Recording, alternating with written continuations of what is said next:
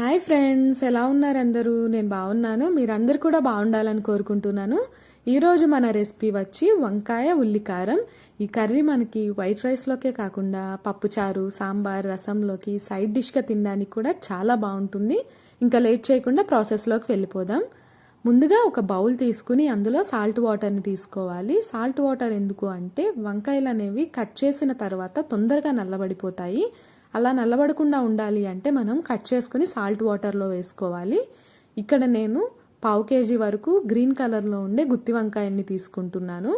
వీటికి ఇట్లా 4 వైపులా ఘాట్లు పెట్టేసుకుని సాల్ట్ వాటర్లో వేసుకోవాలి.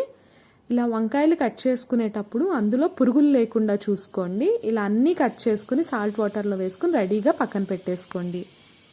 ఇప్పుడు ఒక మిక్సీ జార్ తీసుకుని 2 మీడియం సైజ్ ఉల్లిపాయల్ని ఇలా ముక్కలుగా కట్ చేసుకుని వేసుకోండి. మీకు కొంచెం గ్రేవీ ఎక్కువగా కావాలి అంటే ఇంకొక ఉల్లిపాయని కూడా యాడ్ చేసుకోవచ్చు. దాన్ని బట్టి మీరు ఉప్పు కారాలు అనేవి అడ్జస్ట్ చేసుకోండి. అలానే ఇందులో 1 ఇంచు వరకు అల్లం ముక్కను వేసుకుంటున్నాను. ఇందులో అల్లం టేస్ట్ అనేది చాలా బాగుంటుంది, స్కిప్ చేయకుండా వేసుకోండి. అలానే ఒక 1/2 టీ స్పూన్ జీలకర్రను వేసుకోవాలి. అలానే ఇందులో రుచికి సరిపడా సాల్ట్ని వేసుకోవాలి. నేను ఇక్కడ 1/2 టీ స్పూన్ వరకు సాల్ట్ని వేసుకుంటున్నాను. అలానే ఒక 1/2 టీ స్పూన్ కారం వేసుకుని గ్రైండ్ చేసుకుని పేస్ట్ అనేది రెడీగా పక్కన పెట్టుకోవాలి. ఇప్పుడు స్టవ్ వెలిగించుకుని ఒక ప్యాన్ పెట్టుకోండి. ప్యాన్ హీట్ అయ్యాక ఇందులో 2 టేబుల్ స్పూన్స్ వరకు ఆయిల్ని యాడ్ చేసుకోవాలి. ఆయిల్ అనేది ప్యాన్ మొత్తం అయ్యేలాగా ఒకసారి స్ప్రెడ్ చేసుకోండి. ఆయిల్ హీట్ అయ్యాక ఇందులో మనం కట్ చేసుకుని రెడీగా పక్కన పెట్టుకున్న వంకాయల్ని నీళ్ళన్నీ వడకట్టేసుకుని ఒక్కొక్కటిగా ఆయిల్లో వేసుకోండి. వంకాయలు మనం నీళ్ళల్లో వేసాం కాబట్టి ఇందులో కొంచెం వాటర్ అనేది ఉంటుంది. సో నూనె అనేది పైకి చిందే ఛాన్సెస్ ఉంటాయి కాబట్టి జాగ్రత్తగా వేసుకోండి. ఇప్పుడు మూత పెట్టి మధ్య మధ్యలో కలుపుకుంటూ మీడియం ఫ్లేమ్లో 10 నిమిషాలు వంకాయల్ని ఫ్రై చేసుకోవాలి. ఇలా కలుపుకుంటూ ఫ్రై చేసుకోవడం వల్ల వంకాయలు అనేవి ఈవెన్గా ఫ్రై అయిపోతాయి. మనం ఇప్పుడు 50% మాత్రమే వంకాయల్ని ఫ్రై చేసుకుంటాము. మరొక 50% స్టఫింగ్ చేసుకున్న తర్వాత ఫ్రై చేసుకుంటాము. వంకాయలు అనేవి ఇక్కడ మనకి కలర్ చేంజ్ అయిపోయినాయి కదా, ఇప్పుడు మనకి ఫ్రై అయిపోయాయి. ఇప్పుడు స్టవ్ ఆఫ్ చేసుకుని వంకాయలు అనేవి పూర్తిగా చల్లారనివ్వాలి.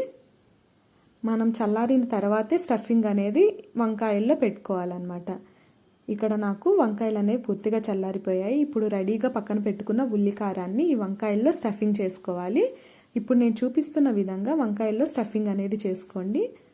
4 వైపులా వెళ్ళేలాగా ఈ స్టఫింగ్ అనేది మీరు పెట్టుకోవాలి.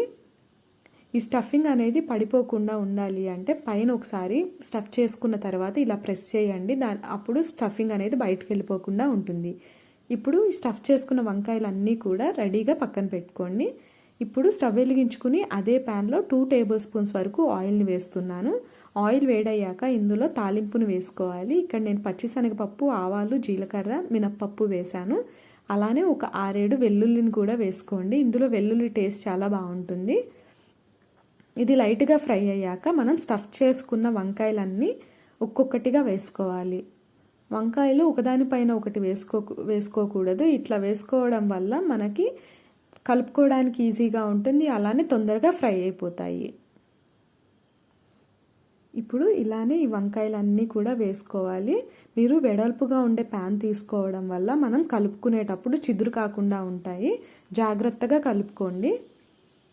మీరు స్పూన్తో కలపడం రాకపోతే టాంగ్ యూజ్ చేసైనా సరే వంకాయలు అనేది కలుపుకోండి.